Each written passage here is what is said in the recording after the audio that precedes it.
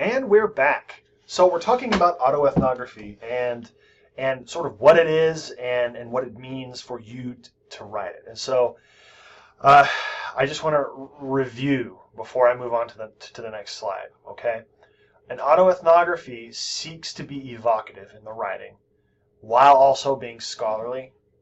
Okay, and so I've talked about that on this slide. I now want to come to this. So overall, it involves an observation of the self. Okay, so that sounds strange.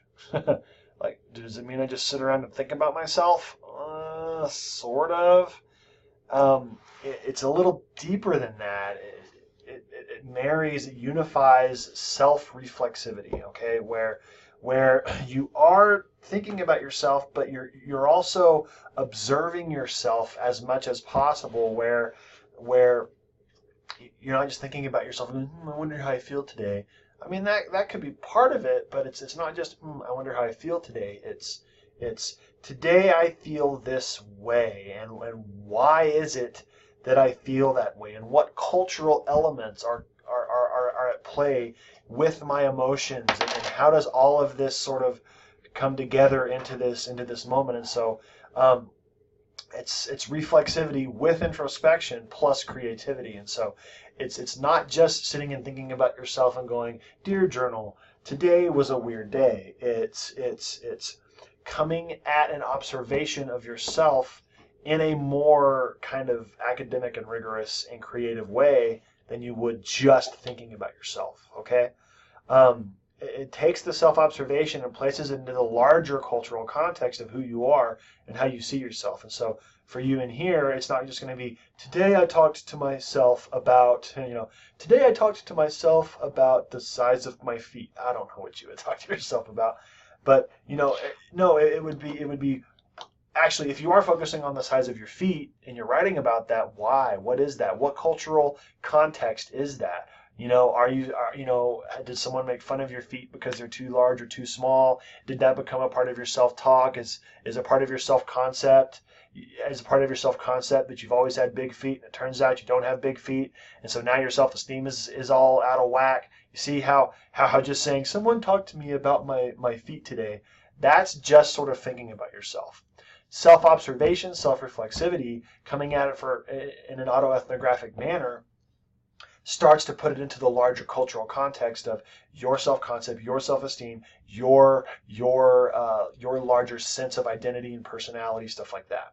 Okay, so and then it analyzes it with the academic lens, and I just jumped straight to that and talking about self-concept, self-esteem, stuff like that. So you're going to reflect, you're going to observe yourself, but you're also going to apply academic concepts. You're going to engage in academic description and explanation, okay, of your personal experience. And instead of leaving it to someone else, you're the one who's doing it, okay?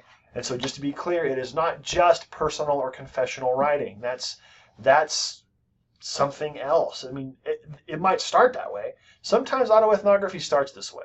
Sometimes autoethnography starts just as you as the author, you as the researcher, sitting down and going, this is what I'm thinking, this is how I feel, and then it'll start to emerge into something more analytical, something more scholarly, okay?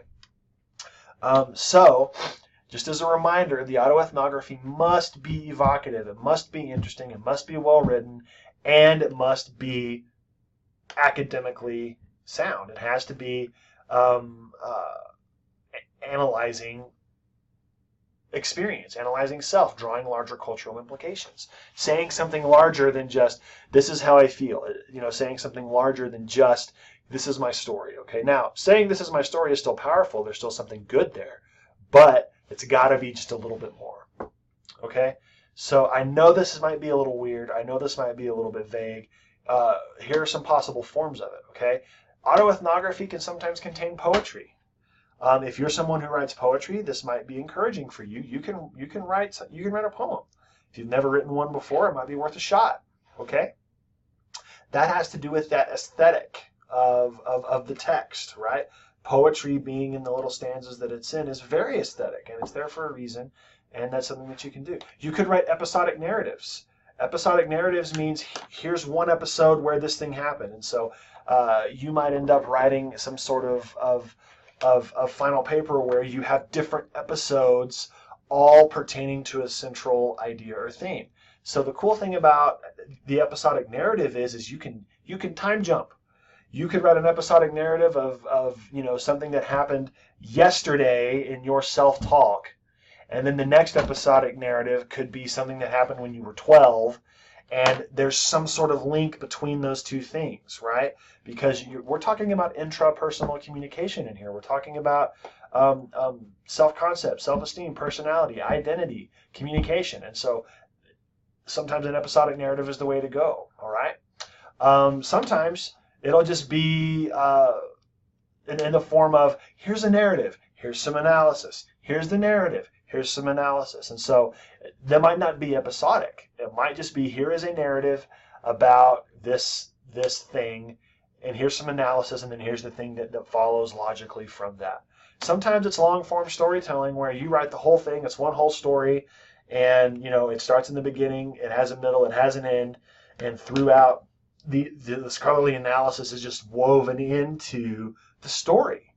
That works fine. There are other forms as well. You'll see what this looks like next week. So if it feels vague right now, I understand. Hang in there, okay? What does all of this mean? I've been referencing it the entire time. It's time for you to start observing yourself and your self-talk. If you haven't been already, hopefully what we've been doing in class so far has you doing this anyway. Hopefully you're in your everyday life right now and you're having conversations, you're driving to the store, you're in line at the coffee place, and you're starting to really realize how you communicate with yourself. If you're not, now's the time to start, okay? Because that's really what your final paper is going to require you to do, is to take the observations and do that. So what I want to encourage you to do is start keeping some field notes. In your phone maybe, if you've got a little voice note, or if you're someone who writes things down in your phone, do that. If you carry a little notebook, jot down notes to yourself. You'll be shocked at how even just a simple little note will spur you when you sit down to write later for this final paper. And it can be as simple as, realized in line today at the coffee shop that I did nothing but berate myself for not checking my email for a week or whatever. I don't know. Whatever you do. That's something I do. I check my email more than a week. I could not check email that long, but you know what I mean? Something like that. And so if you realize that, that's something to write about and go, maybe that's linked to self-concept. Maybe there's something I need to write about that. Okay? So start observing. Start keeping simple notes. Start keeping some simple field notes about that, okay? You've been doing some of this in your journals so far, okay? Your journals and discussion posts can serve as field notes for you to use, okay? But I also want you to not just rely on those. I want you to, especially if you want to get the most out of this as possible, keep those, find a way to start observing yourself as you do these things. You are the subject. You are who you are putting under the microscope here, okay? And it's you and your self-talk for this final paper, okay? So you've got some journals, you've got some discussion board posts that help with that. Especially in week 3, you did the journal on self-talk, right? So that could be a really great springboard for us into this, but start to pay attention. Start to keep little simple field notes to yourself. You'll be surprised at how helpful that is when you sit down to write, okay? And so this segues into the final project for our semester. We're going to do an autoethnographic exploration of your intrapersonal communication. So I am going to stop right here, and I am going to do a screencast where I assign your final paper. I'm going to post that here in week 5. I'm also going to post it in the Getting Started section so that when week 5 comes and goes, you still have access to the screencast and to the final paper assignment.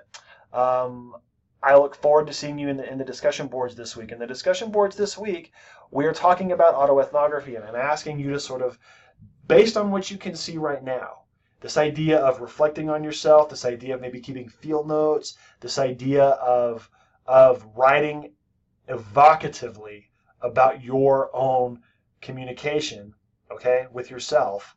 I'm asking you to look into some of the positives, and what are some of the things that will be really great about it? What are some of the obstacles maybe we have to watch for? in our discussions this week. So I will see you in the discussion boards.